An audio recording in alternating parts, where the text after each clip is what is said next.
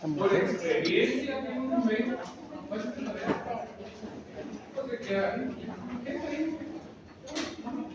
entonces, es la comparación. en escuela de vacaciones inicia en junio. Entonces significa que solo tenemos este mes para recibir, digamos, las clases de contenido del último parcial y el parcial propiamente dicho. Entonces, si hacemos esta cuenta, realmente solo tenemos 4 clases. 4 clases que les van a aplicar a todas las cátedras, no solo a la mía, por los tiempos que llevamos. Porque necesariamente los exámenes tendrían que iniciar la segunda semana de o la tercera semana de mayo, para que finalice antes de julio. Entonces, para que pongan ojo en eso y pues, si tienen tiempo, pues refuercen lo que ya es contenido y aprieten el acelerador, diríamos, que es la última oportunidad. En el caso de la clase, pues hay algunos que les fue bien, otros que les fue mal. Algunos me escribieron y prácticamente casi que en ese momento les respondí, les envié foto de su examen, les envié foto de sus respuestas, para que estuvieran tranquilos en cuanto a determinar qué factor fue el que les afectó en su nota, ¿verdad? Entonces, a la mayoría les fue bien y ahorita tenemos un parcial de 30 puntos que lo vamos a hacer sencillo.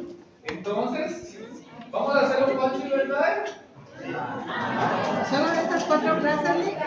Entonces, ya habían perdido todas las esperanzas, pues vamos a hacerlo fácil y verdadero. De esa manera, algunos que tienen, digamos, Es más difícil 30 y algo de puntos, pues todavía pueden ganar la clase. Simultáneo, no preguntas, Pues, respuestas no, siempre múltiples. tiene un grado de dificultad el examen, pero voy a tratar de ser que sea una dificultad moderada, pues, para que ustedes puedan responder. Y no tengo nombres ni que me estén completando alguna información, porque ya me di cuenta que si les cuesta. Licenciado, pero licenciado, ¿va a ir todo el semestre o solo de esas clases? Dice, por favor. ¿El contenido que va a evaluar es todo el semestre o solo las clases que...? Ok, gracias.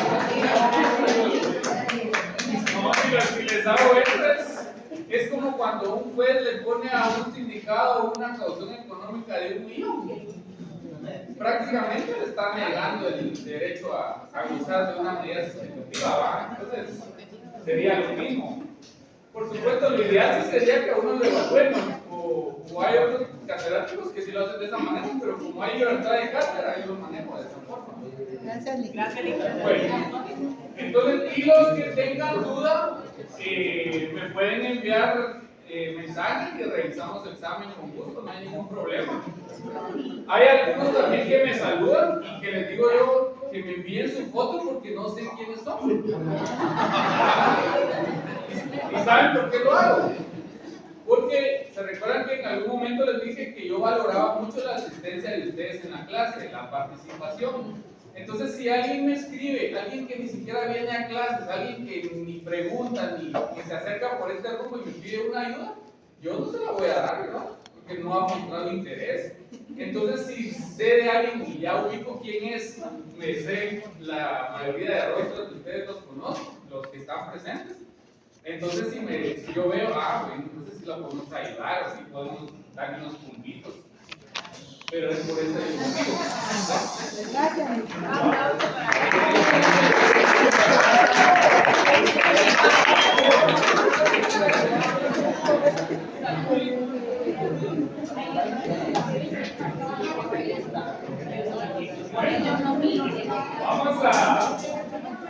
Vamos a tratar de... Van 4 clases nada más. Naturalismo.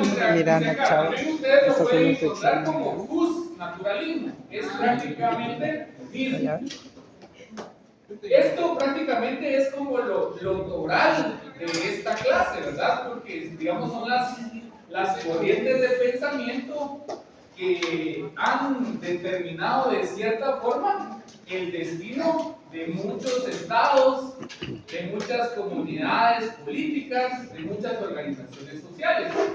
Porque nosotros nosotros encontramos ya una estructura creada, ¿verdad? Ya encontramos nosotros al Estado, encontramos nosotros lo que es el derecho, ya más o menos nosotros sabemos lo que es el poder, lo que es la economía, pero para haber llegado a esos puntos han existido diversos pensadores y filósofos, como lo hemos visto a lo largo de la clase. Empezamos a abordar desde los presocráticos hasta ya los que dieron ideas significativas en la época moderna, en la época de la Ilustración, y parte de todos esos pensamientos y de todos esos pensadores pues han tenido influencia de corrientes que de una u otra manera han tenido una trascendencia más importante, valga la redundancia, sobre otras. En la clase vamos a ver 4 corrientes filosóficas. Por supuesto, ustedes van a decir, mire, Lick, pero hay más, sí hay más. Pero las que más nos interesan son esas que vamos a estar viendo. El día de hoy únicamente vamos a abordar el justnaturalismo. Bueno, hablamos conforme venía digamos, el contenido de la clase.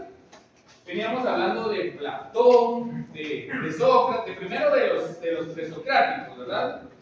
Después ya el periodo socrático, donde está Sócrates, Platón, Aristóteles, como los más sobresalientes de esa época. Ahí ya empezamos a abordar nosotros la idea de que existía una ley natural o que existía un derecho natural. Posteriormente, conforme fuimos exponiendo los otros filósofos y pensadores, también encontramos recurrente ese tema de lo natural o del derecho de naturaleza. Bueno, entonces, ¿qué pasó? ¿Por qué era tan reiterado? No es que una idea contraviniera a la otra, sino que una funcionaba como complemento de la otra. O lo que trataba el pensador posterior era de ampliar más el aspecto sobre esa corriente filosófica. Bueno, y en términos sencillos, ¿se recuerdan ustedes cuál era la relación del derecho positivo y el derecho natural? ¿Recuerdan que eso lo puse en el segundo parcial, en el primer parcial? ¿Se recuerdan? En el primero. Teníamos un derecho positivo y un derecho natural.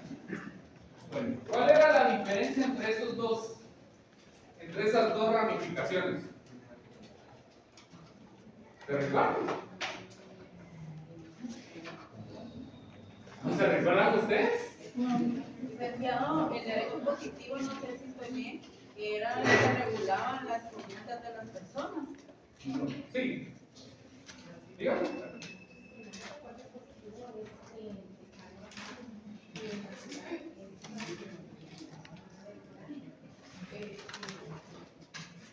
¿Entendemos por las redes? Miren, pues entonces, eso, ojo con eso. Les voy a preguntar algo solo para que se recuerden y lo apliquen. Cuando ustedes vieron y abordaron el tema del Estado como un ente soberano, ustedes vieron varios elementos que constituían o que hacían viable la existencia del Estado. ¿Cuáles eran esos elementos? Primero, la sociedad humana. Segundo, el territorio. Tercero, el poder público, el poder soberano. Esos eran, digamos, los tradicionales. Posteriormente se amplían esos elementos y dice, ya entra a escena lo que es el ordenamiento jurídico y lo que es el bien común. ¿Cuándo? Entonces ahí son 5. Los primordiales, como los fundamentales, son los primeros 3. Y el complemento del ordenamiento jurídico y del bien común ya hacen 5 elementos. Perfecto. Ese elemento del ordenamiento jurídico es prácticamente el derecho positivo. ¿Y cuál es ese ordenamiento jurídico que tenemos nosotros en Guatemala? Las leyes. Todas las leyes que tenemos, todas las leyes, todos los reglamentos, inclusive eso sí venía en este examen y me lo respondieron incorrectamente. La pirámide de Kelsen es algo básico. Leyes constitucionales, leyes ordinarias, las reglamentarias, las individualizadas. Y ustedes le agregaron, en el grupo que me envió esa pregunta le agregó, creo que tratados internacionales. También estaba ahí.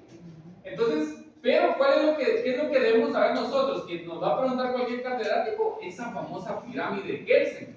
Entonces, ¿por qué se ve tan sencilla? Porque al final solo es una categorización de jerarquías, digamos, de la normativa que nos rige como país, como Estado de Guatemala. Entonces, ya sabemos que ahí en ese bloque de la Constitución, no solo va a estar la Constitución, sino que van a haber otras leyes adicionales, porque es en esa categoría de rango constitucional. En las ordinarias vamos a encontrar también otro pequeño bloque, pero sabemos que dentro de ese pequeño espacio hay digamos, una fuerte cantidad de leyes. Entonces, eso es el ordenamiento jurídico.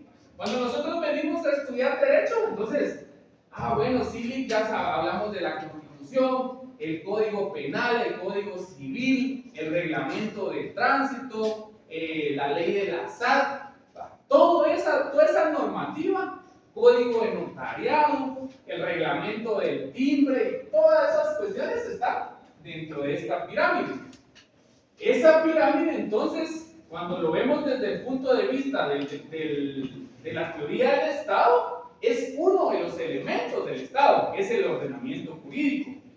Y si lo vemos desde un aspecto más amplio, es el derecho positivo. Es decir, que todo ese ordenamiento jurídico o el derecho positivo son todas las normas que están vigentes y que rigen las conductas o los comportamientos de los individuos dentro de un Estado o dentro de una sociedad. ¿Estamos? ¿Hoy sí les quedó claro? Vale. Entonces, eso es el derecho positivo. Ahora bien, cuando yo les decía, ¿cuál es la otra interpretación del derecho positivo? Se da, pero es con relación a la aplicabilidad de la norma. ¿Qué significa eso? Que hay normas que sí están establecidas, pero no se cumplen. Y en ese momento me recuerdo que les indicaba el ejemplo de las disposiciones de los motoristas, que deben de andar un chaleco y todo eso. Es una norma vigente, pero no es una norma positiva, pero eso es con relación a que si la norma tiene una efectividad o si es aplicable o no. Bueno, perfecto. Entonces, ya sabemos bien esto. Entonces, eso es esta es nuestra herramienta como abogados y notarios, porque nosotros nos tenemos que regir en primer lugar por el principio de legalidad. Y la legalidad significa que nosotros únicamente vamos a hacer lo que la ley nos permite como profesionales. Y cada norma nos va a indicar, bueno, usted puede hacer tal cosa, usted tiene permitido hacer esta otra, usted tiene prohibido hacer esta otra. Entonces, aquí encuadramos todo eso que les estoy diciendo. Pero nosotros venimos y lo analizamos como un sistema que ya tiene, digamos, categorías, ya tiene leyes, ya tiene códigos, ya tiene reglamentos, ordenanzas, etc. Ahí se da lo del derecho positivo, que lo vamos a ver en la próxima clase. Pero entonces, ¿qué sucede? Viene esta corriente filosófica y cuando advierte de cierta manera esta situación, que esto por supuesto es una cuestión evolutiva, ¿verdad? No, este ordenamiento no era que existía ni en las culturas occidentales, ni en Grecia, ni en Roma, sino que ya es propiamente de esta época moderna. Bueno, ¿qué sucede? Vienen pensadores y establecen o indican o reflexionan sobre este este ordenamiento preestablecido. Y ellos dicen, no obstante de que ya existen normadas ciertas conductas, hay otras que son, podríamos llamarlos previas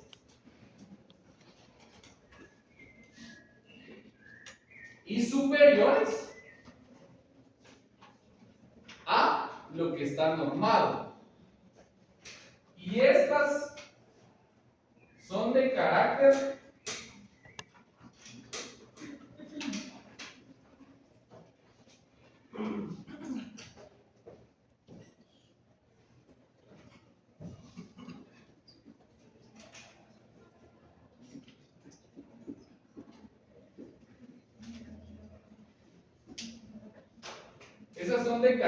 absoluta y universales. Entonces, dicen ellos, perfecto. Si hay una normativa que, digamos, aparece en leyes, en códigos, en disposiciones, que bien que aparezca ahí, pero hay otros derechos que pueden o no pueden estar contenidos en lo escrito, pero que la característica son.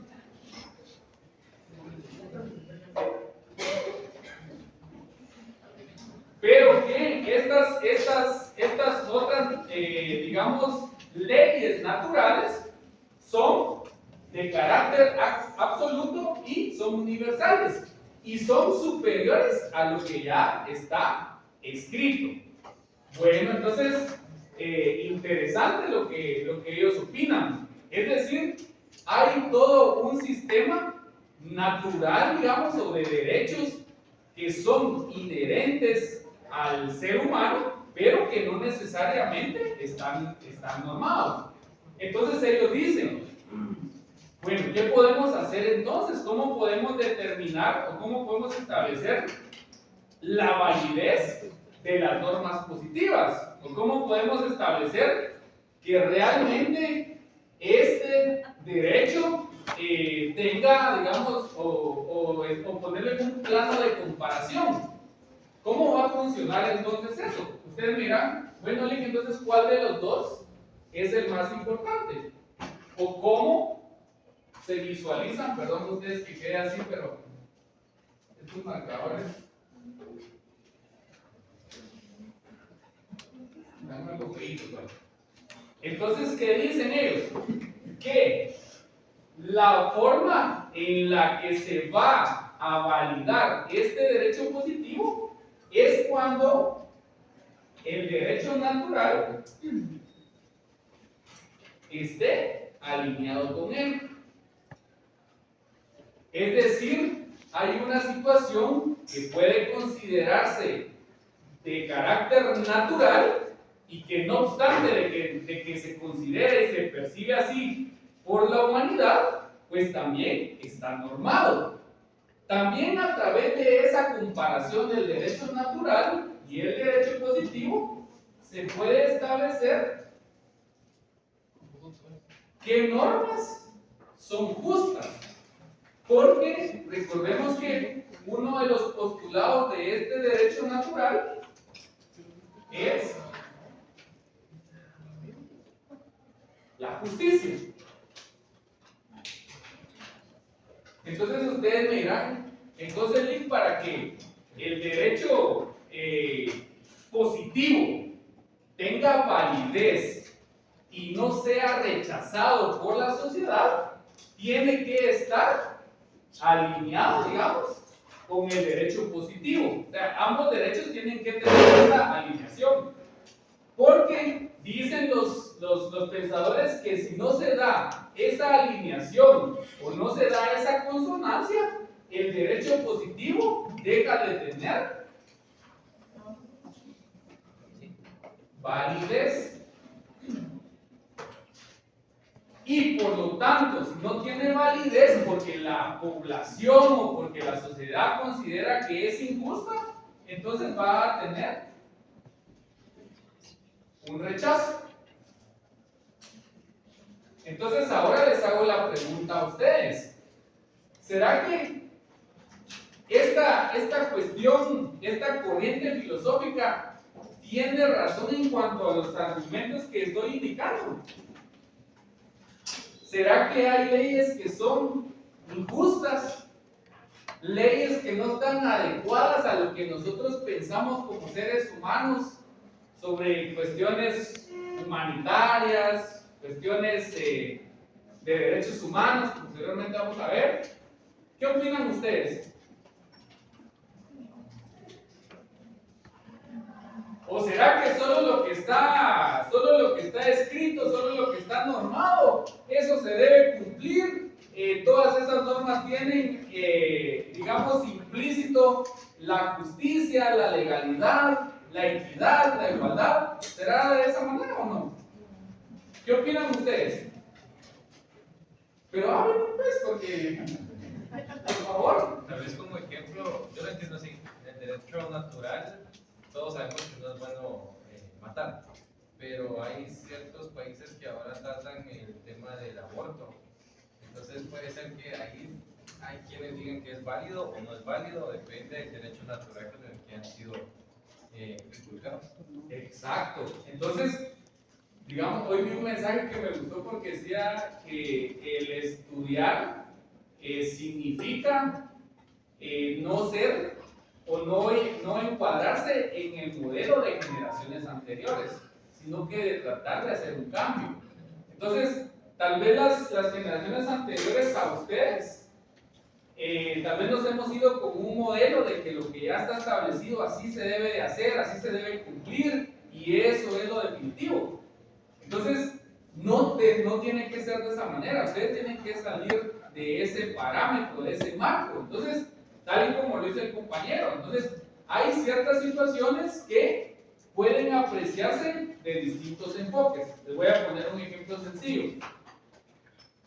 ¿Han escuchado ustedes del cannabis? ¿Qué es el cannabis? ¿Es una planta o es un químico? ¿Cuándo, no? Es una planta. ¿Cómo El no? cannabis natural. Es una planta. O la amapola, pues, para que no. ¿Será una creación del ser humano o es algo natural? Es natural. Y entonces ustedes me podrían decir, miren, la verdad que cuando yo hago mis recetas con esa planta, pues yo siento magnífico cocinar, ¿no? Algo mismo. Y dirán, bueno, ¿es natural? ¿Es natural o no es natural? ¿Lo produce la naturaleza? Sí, va. Y entonces se supone que en una concepción divina nosotros tenemos acceso a todo lo que es la naturaleza. Algunas cosas que nos prohibieron, pero lo demás no, ¿verdad? Pero ahora les pregunto, ¿será permitido que nosotros utilicemos ese tipo de plantas para cuestiones recreativas, para cuestiones de distracción?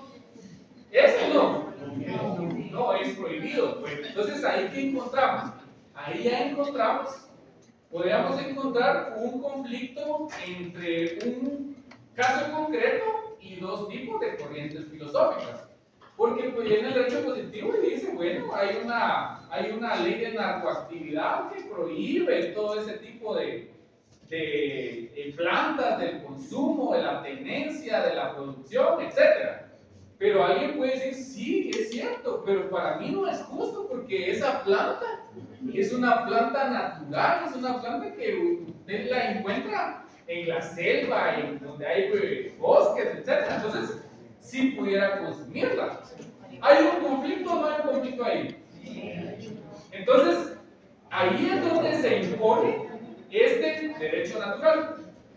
Porque dice, hay cuestiones que pueden estar normadas, pero hay otros derechos que nosotros consideramos que tenemos y que son superiores, aunque no estén normados. Entonces, en este caso, pues verificamos y podemos evidenciar este tipo de corrientes. Entonces, los dios naturalistas dicen, no, entonces no está normado, pero sí tenemos derecho, o sea, sí existe el derecho de hacer uso de esa planta, ¿verdad? Y pues como está la naturaleza, pues se puede hacer uso de ella. Sí, a lo que mencionaba ahorita, que cómo se llama entra en conflicto, porque según yo me enteré de una noticia, ¿verdad?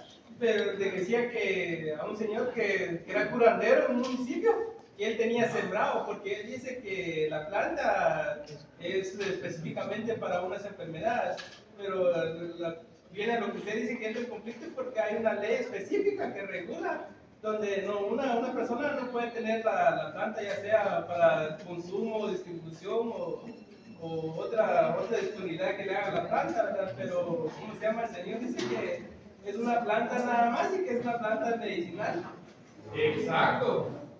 Y entonces ahí inclusive puede venir el tema del derecho consuetudinario. ¿Se recuerdan qué era ese derecho consuetudinario? Sí, ¿Qué es? la costumbre. ¿Ah? La costumbre, ¿no? El derecho derivado de la ¿Qué? El derecho derivado de la costumbre.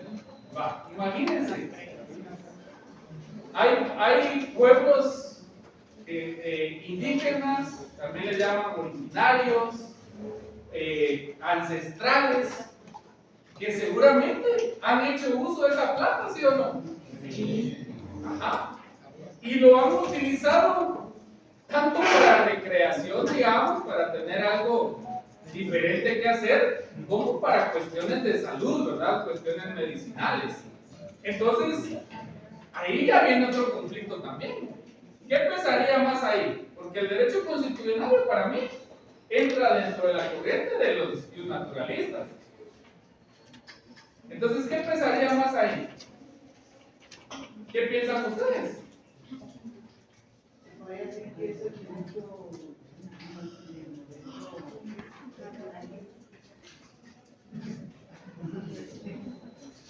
Digamos, es el derecho que tienen ciertas culturas, ciertos grupos sociales. Ajá, pero entonces, ese tipo de discusiones es donde ustedes tienen que asumir una postura. Ustedes ustedes no saben hasta dónde van a llegar y no saben si van a estar asesorando a un diputado o van a estar asesorando a un ministerio y de repente les llega un proyecto de una normativa que tiene que ver con esta situación. Entonces, ¿qué van a asesorar ustedes? ¿Con qué le van a indicar? O si van a asesorar o ustedes van a firmar ese documento. Entonces, ¿a favor de qué van a estar ustedes? Eso es lo que se intenta reflexionar a través de estas corrientes. Entonces, pues les vuelvo a preguntar, ¿será que todo lo que está escrito y normado es justo? ¿Qué ejemplo me pueden poner ustedes de algo que sea injusto? Que esté normado y que sea injusto.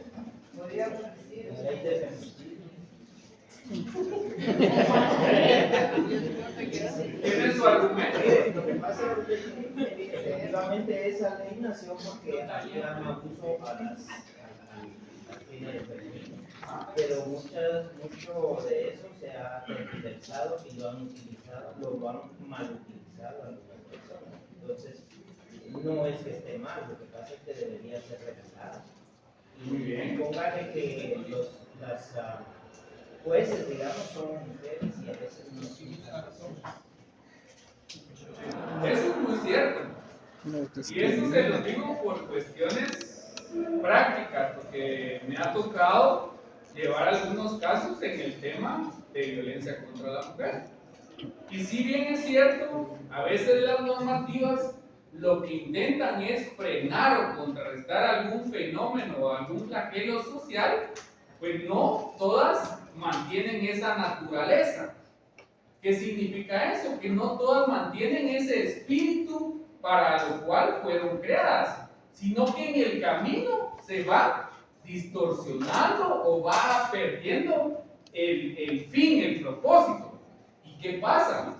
Lastimosamente, al inicio, pues como una instancia, digamos, tutelar de la mujer, pues se crea esta ley, ¿verdad? Y se crea dentro del organismo judicial una estructura de órganos jurisdiccionales que conocen en esta materia especializada.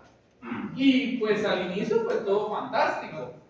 Pero después descubrieron las mujeres, y no, aclaro que no estoy diciendo algo que no me consta, que había alguna manera de afectar a los hombres. Entonces, buscaban cualquier excusa para ir a poner una denuncia, ir a interponer una denuncia por violencia contra la mujer. Y lastimosamente, los métodos que se utilizan ahí, o los medios de prueba, o los elementos de condición, son muy rígidos. Y hay casos, por ejemplo, que les puedo decir, y por supuesto, no es que no les damos la razón a la mujer, porque no estuve presente en ese caso en concreto, pero porque hizo unos huevos, o le preparó unos huevos a su esposo, y el esposo no se los comió. Entonces pone la denuncia por esa situación. Entonces, veamos esa situación. Algo que aparentemente es algo tan natural que uno a veces no se come la comida, o porque o está caliente, o porque se le pasó la sal, inclusive la que uno propiamente cocina, pues. Las sopas instantáneas que uno propiamente prepara.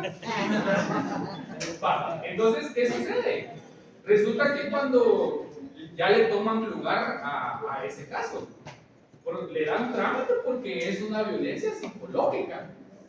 Porque el desprecio de no haberse comido esa comida tiene una repercusión en la vida de esa mujer. Entonces, así han pasado muchos casos. Por supuesto, yo no estoy juzgando porque puede ser de que sí le haya generado una afectación, y yo no soy, digamos, el especializado para decirlo, pero hay estudios psicológicos. Y entonces en el estudio psicológico va a reflejar, que es el que mayormente toman los jueces para calificar los delitos, ¿verdad? Si procede o no procede, pues. Por el caso que les estoy mencionando, hay otro tipo de violencia. Entonces, lastimosamente, esa ley, a mi consideración, en este momento, ha perdido objetividad. Es justa en algunas situaciones que sí ameritan su cobertura, y es injusta para otras que únicamente se utilizaron como un mecanismo de reproche contra el hombre, tal vez por otra cuestión que no tenía ni sentido con la violencia contra la mujer. Han habido casos donde las mujeres se golpean a propósito, llegan llorando por alguna situación, y entonces pues la justicia está para eso, ¿verdad? Les dan el acceso a que puedan interponer sus denuncias, y pues no está mal. Pero como les digo, sí se ha desnaturalizado en cierta manera. Veamos otro ejemplo que no es tan controversial. Es y no es controversial, el amparo. ¿Cuándo se utiliza el amparo?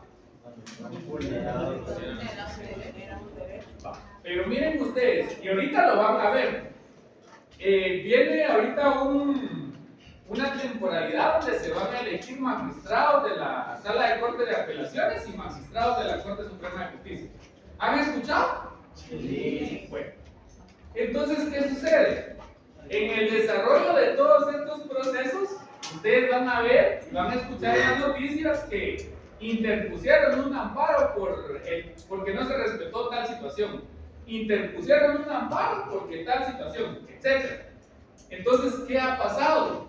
Esa figura que nació para garantizar un derecho o para restituir un derecho violentado, se le ha dado un mal uso. Entonces resulta que ahora todo es amparo, y si se dan cuenta, los que leen un poquito o han investigado más, esta corte que pasó hizo prácticamente 2 periodos, cuando la Constitución es clara en indicar que solo pueden estar durante un tiempo determinado. Pero ¿qué fue lo que originó ese problema? El famoso amparo. ¿Y el famoso amparo en dónde lo encontramos aquí? En la Constitución y en la ley específica, ¿verdad? La ley de amparo, decisión personal y constitucionalidad. Entonces, ¿será que en esos casos, será que la ley es justa o es injusta? Porque si bien es cierto, vengo yo y digo, la verdad que aquel compañerito que recibió clases conmigo está participando para magistrado y él apenas llegó a mínima. Yo Me puse 3 puntos. le voy a interponer un amparo porque no es idóneo. Por La favor. verdad es que el amparo se ha expresado de distintas formas. Es muy bueno, porque es un remedio procesal bastante bueno. Pero en el caso de que usted decía de magistrado de sala, realmente la Corte el crear comisiones para poder escoger a alguien, yo que he estado en salas, llega un magistrado del Ministerio Público. No tiene una carrera judicial, no sabe hacer un decreto, no, tiene el chip de acusatorio y todo procedente al R, pasa 5 años aprendiendo a resolver ya para salir. Ganan más de 36,000 quetzales y no resuelven. Y se dejó de un lado la carrera judicial. Entonces, ¿es bueno el amparo ahí? Bueno, hubo una juez que utilizó el amparo para poder llegar a ser juez. La cual tenía problemas en medio mundo en todos sus trabajos y que fue famosa, pero llegó a ser juez por medio de un amparo, porque perdió el examen psicológico. Y como estuvo va a meter amparos y amparos, bueno, nombremos juez. Se nombró juez y vino y apeló una resolución de una sala siendo juez. Ese es lógico. Por eso es que perdió el examen psicológico. Entonces, el amparo, yo lo he visto muchas veces. Digamos, la corte se protege. En todo el esquema de corte se protege. Y los procesos llegan a verlos cuando llega amparo a la CC, que por lo menos escuchan los audios, ¿verdad? Y que dan un razonamiento más lógico y jurídico. Y es bueno, pero los laborales, o sea, alguien que no tiene dinero, que pelea con una empresa que tiene 5 abogados y que tiene un montón de recursos para interponer, mal uso de los remedios procesales y de todas las instancias. Entonces, eso es lo injusto. Exacto. Excelente soporte.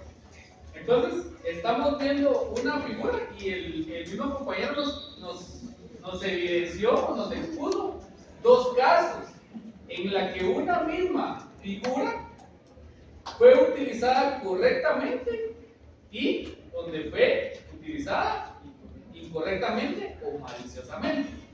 Tal como lo dice él, eso de la cuestión de la carrera judicial, eso ha sido un problema de toda la vida. Porque, digamos, para que una persona pueda desempeñarse como magistrado, es importante que haya tenido todo ese recorrido dentro de la institución.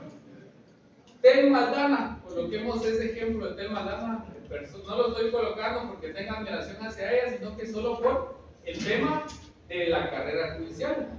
Ella inició siendo de personal de limpieza y fue escalando conforme se dieron las oportunidades, hasta llegar a ser jueza en primera instancia. Porque aparentemente tenemos una carrera judicial, pero esa carrera judicial topa donde están las instancias, la primera instancia. Porque para acceder a las cortes ya es este procedimiento de las comisiones de postulaciones quienes eligen a la persona que va a tener continuidad en esa carrera. Es decir, ya no se valora tanto todo ese recorrido que tienen estas personas. Entonces, esta señora llegó a ser magistrada de la Corte Suprema de Justicia. Entonces, en este caso, es un ejemplo de que podríamos decir, a través de su recorrido laboral, pues ella sí hizo una carrera administrativa y judicial. Pero, como dice el compañero, es bien cierto que en estas comisiones a veces solo se llevan, digamos, ¿cómo se dice?, candidatos por un favor político, o porque tiene alguna influencia, o porque debe alguna otra situación, o por dinero, etcétera, ¿verdad? Corrupción en todos lados. Pero se llegan a ser magistrados y resulta que no tienen la experiencia ni la expertise para estar en estos lugares. ¿Y cómo puede evidenciar uno esta situación? Cuando uno presenta un recurso a una sala y pues, la sala le resuelve. Y cuando ve uno la resolución, pues carece de muchas cuestiones técnicas, teóricas, doctrinarias, jurídicas. Y se da la diferencia cuando uno mira a alguien que sí conoce, que ha tenido ese recorrido, porque las resoluciones están bien motivadas, bien fundamentadas, inclusive manejo de jurisprudencia, etc. Entonces, sí vemos ese aspecto que se va a dar próximamente, ¿verdad? Eso de las comisiones de postulación, y lo sacamos a colación por el tema de si son leyes justas o son injustas. Entonces, va a depender al final de lo que nosotros apreciamos en cuanto a un caso en específico. O bien, va a depender de la solvencia con la que nosotros realicemos una acción. Porque yo puedo decir, bueno, ¿saben qué? Para el ejemplo que les ponía el compañero, que no llegó a mínimo, ¿ah? ¿Será que lo estoy haciendo realmente porque hay una legitimidad, hay una verdadera falta de idoneidad de la persona, o lo estoy haciendo para afectar? Porque la apreciación de los demás puede ser, interpuso amparo con esa inscripción, perfecto, ¿verdad? Tal vez no es idóneo, pero tal vez yo lo estoy haciendo por una cuestión del pasado, tal vez el compañero no me llevaba bien con el compañero me debatía en clase, etc. Entonces ya va a depender también de la persona, y por eso es que también en la clase abordamos, y ustedes expusieron, más bien dicho, lo que era el código de ética, ¿qué? Porque se supone que el profesional no va a orientar a un cliente a hacer algo incorrecto. Eso debería ser. Porque de lo contrario, lo que estaría haciendo el profesional es incurriendo o desarrollando un litigio malicioso. Entonces, ustedes pueden ver esta situación porque ¿quién es el encargado de velar que los profesionales adecúen su comportamiento a la ética y a la moral profesional? El colegio. Y saben que hay denuncias en el colegio por profesionales que no desarrollan bien su profesión, o que han sacado alguna ventaja, o que no han actuado correctamente. Inclusive les puedo decir, y eso fue algo bien curioso que me contaron, que en los juzgados de ejecución, cuando un litigante confunde figuras jurídicas al presentar un requerimiento ante el juez, lo que procede el juez es no solo a declararle sin lugar esa petición o a no darle trámite, sino que lo certifica. Pero no lo certifica el Ministerio Público, porque él no está incurriendo en ningún delito, sino que lo que no tiene es una preparación profesional. Entonces, esa certificación va al Colegio de Abogados y Notarios, para que ellos conozcan del caso y lo sancionen. Pero no lo están sancionando penalmente, lo están sancionando por su comportamiento como profesional. ¿Habían escuchado ustedes esa situación? No. Entonces imagínense, o sea, la cuestión de todo lo axiológico, los valores y lo que estamos viendo acá es bien importante, porque entonces después no quiero encontrarme a alguno de ustedes y que me digan, miren, fíjense que me certificaron al colegio de abogados y notarios, ¿va? Por supuesto, puede pasar porque nosotros no conocemos el derecho en su totalidad y es más amplio. Nosotros vemos esa pirámide, pero esa pirámide tiene una infinidad de leyes. Y conforme lo que estamos viendo, aparte de esa pirámide, hay otras cuestiones, hay otros derechos que son fundamentales, que son universales, que son inmutables, que según esta corriente filosófica del bionaturalismo, está sobre este derecho positivo.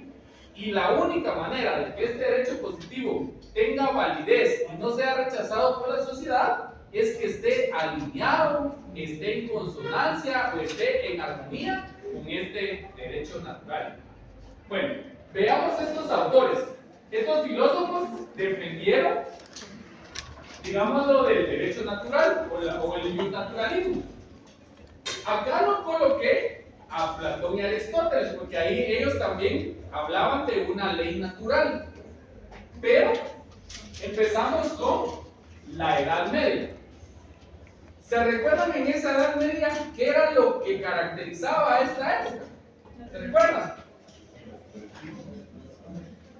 El oscurantismo, el feudalismo, los señores feudales. ¿Se recuerdan de eso? Sí. Y el protagonismo que quería tener o que quería seguir manteniendo la Iglesia Católica. Dentro de esta época hay dos autores, dos filósofos que son Santo Tomás de Aquino y San Agustín, son los que más resaltan de esta época. Pero en cuanto al naturalismo, Santo Tomás dice que el derecho o el derecho positivo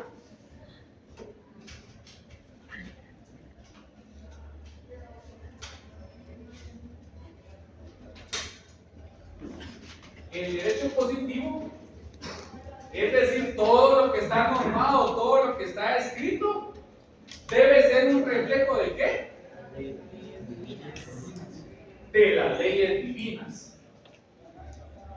O sea, de lo natural, ¿verdad? Entonces, ahí ya empiezan, digamos, a dar ciertas argumentaciones en cuanto al valor del naturalismo. Posteriormente, viene otro filósofo. Aquí yo se los estoy resumiendo, les voy a trasladar un documento donde está esto. Hugo Grocio. Él dice que existen principios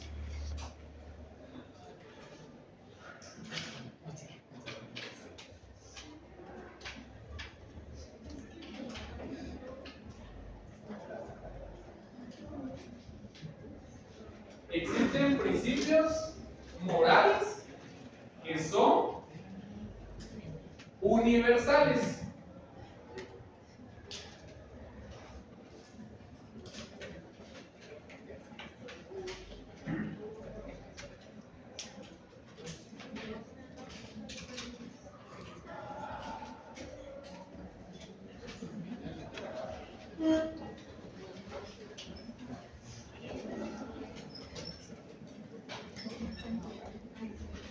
Y después tenemos a este otro filósofo, John Locke, que él establece que hay derechos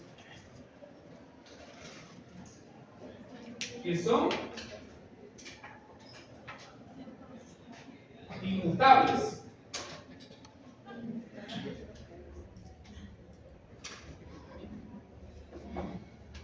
Dentro de los cuales tenemos, por ejemplo, la vida, la libertad y la igualdad. Entonces, si tienen duda de algún nombre, me dicen, así lo corregimos. Bueno, entonces, ¿qué sucede? Conforme se fue desarrollando, digamos, o fue transcurriendo la historia, conforme fueron pasando los siglos, las épocas, se va haciendo siempre ese énfasis en lo que es la ley natural, en lo que es el naturalismo.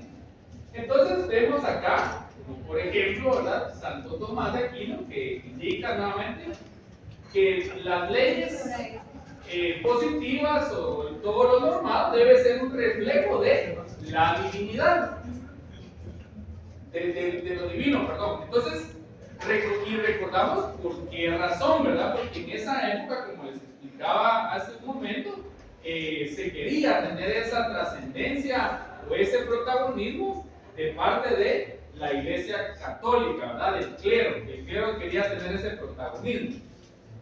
Entonces, ellos utilizaban muchas veces pues algunas cuestiones para nombrar inclusive algunos monarcas o tomar algunas decisiones políticas, argumentando que ellas tenían un fundamento en Dios, en lo divino. Entonces, por lo tanto, eso era lo correcto, era lo que tenía que quedar normado. Después ya viene Hugo Grocio y él indica que hay principios morales que son universales. Y parte de esto, digamos, se ha utilizado en la actualidad para definir lo que es el derecho internacional. ¿Han escuchado el derecho internacional? Sí. ¿Qué es el derecho internacional? Derechos humanos. ¿Ah?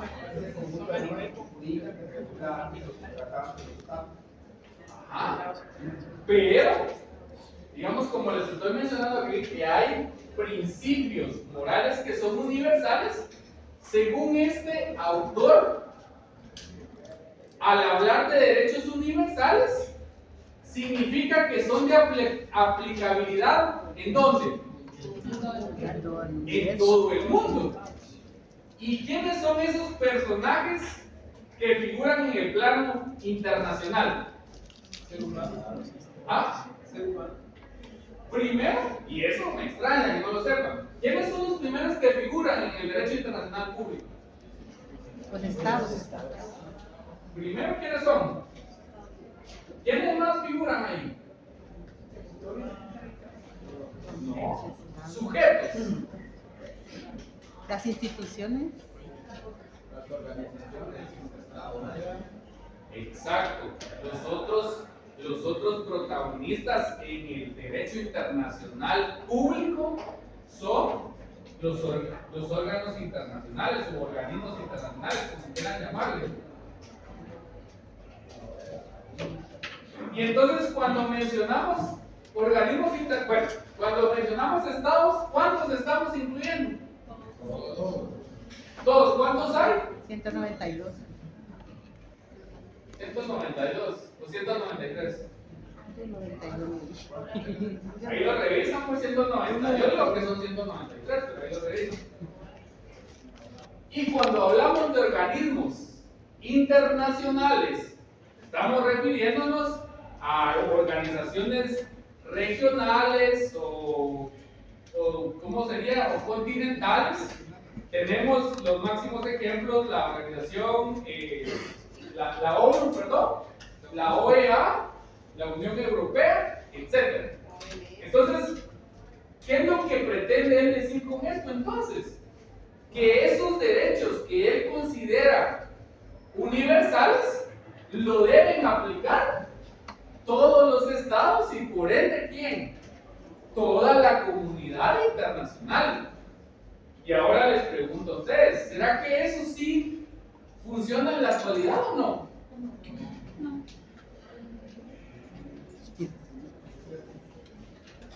Podríamos decir, si lo vemos de esa manera, que en papel sí funciona. Ajá. En papel funciona. Tenemos acá, derivado de este personaje, pues podríamos decir que tenemos los tratados internacionales, los convenios internacionales. ¿Será que Guatemala ha suscrito a estos instrumentos? Ah. Y ahora les pregunto, ¿será que se cumplen? Ajá, y hay algunos que se consideran, digamos, por ejemplo, Guatemala es miembro de la ONU. Ese es, digamos, el máximo órgano de carácter internacional, porque ahí se reúnen todos los estados del planeta, o todos los entes soberanos. ¿Será que la ONU emite disposiciones? ¿O cómo se fundó la ONU? Después de la Segunda Guerra Mundial. después de la Segunda Guerra Mundial, en 1948 por ahí. Va. Pero ¿qué sucede? ¿Cómo Guatemala se vuelve parte de la ONU? Les pregunto. ¿Será que dijo ahí me agregan mucha o hubo un procedimiento?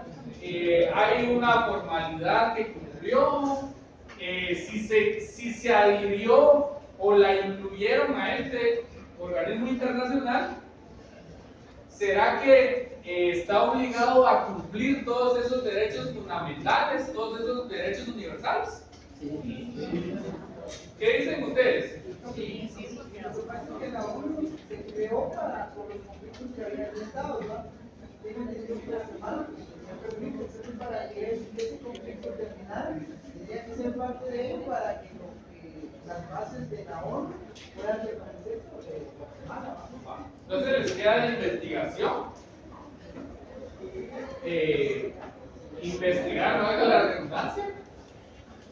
¿Bajo qué documento se constituye la ONU?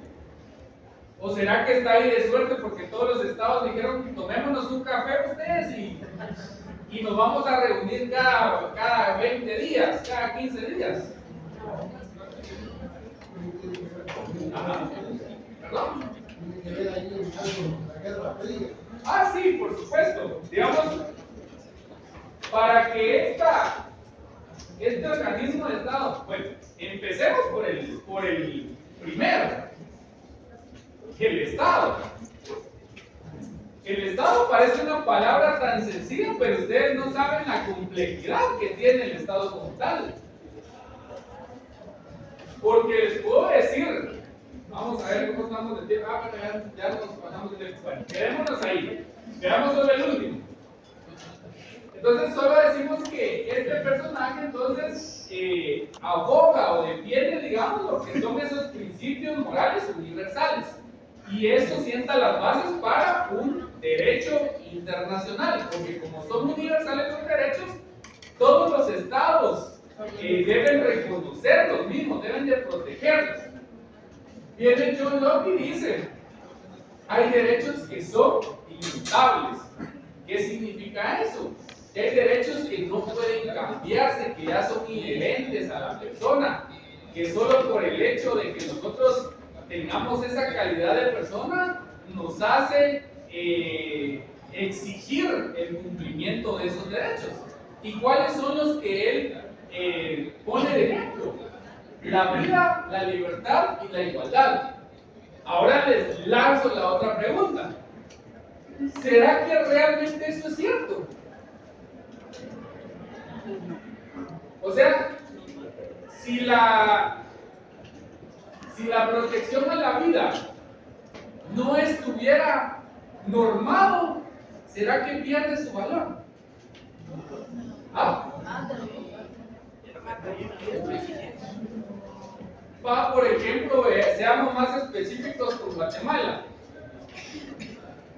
¿Será que si no existiera el Código Penal y si Guatemala no hubiese ratificado algunos convenios de carácter internacional también en materia penal y alguien le da muerte a otra persona? ¿Cómo lo ven ustedes? ¿Cómo lo aprecian? ¿Será que eso es justo? ¿Será que eso corresponde o no corresponde? O sea, tiene que estar normado totalmente para que ustedes consideren que eso es una conducta prohibitiva, o será que ya la propia naturaleza les indica que eso no es correcto hacerlo. La naturaleza. Entonces, ¿será que tiene razón ahí el derecho natural, el naturalismo? Sí. Entonces, ¿qué dice?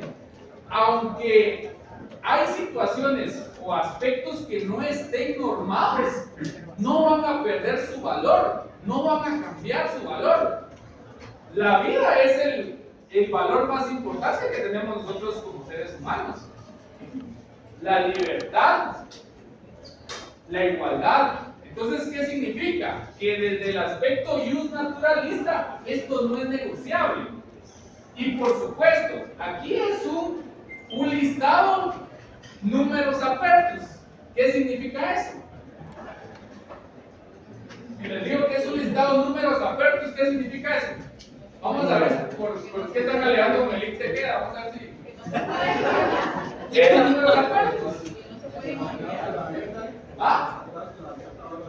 Entonces, ¿qué significa? Que él en su momento, estos fueron los valores que él puso en una palestra, en el escenario, en el podio, la vida, la libertad y igualdad. Pero ¿será que solo estos deben respetarse a nivel universal o hay otros? Díganme otros. La salud. La salud, perfecto. La educación, o sea, allá hay más, ¿verdad? Entonces él dice, todos esos valores deben reconocerse como principios o como normas inmutables, es decir, eso no debe cambiar y no son negociables.